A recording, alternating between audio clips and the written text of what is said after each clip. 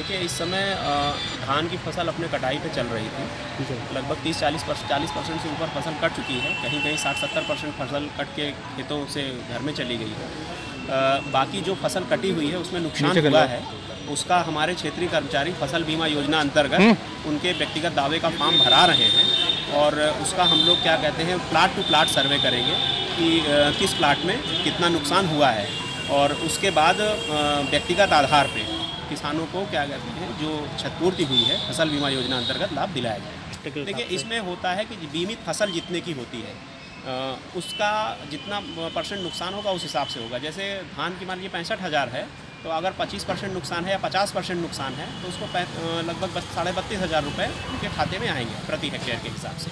Sir तो जी, कहाँ हुआ था, किन सेक्टरों में ज़्यादा कहाँ जनपद में हुई है, लेकिन जो हमारा लो लैंड एरिया है, खासकर ये खैर तहसील है और अतरौली तहसील है, इस एरिया में धान थोड़ा लेट पकता है और यहाँ पे पानी भी ज़्यादा रुकता है खेतों में, तो इस एरिया ज़्यादा नुकसान है।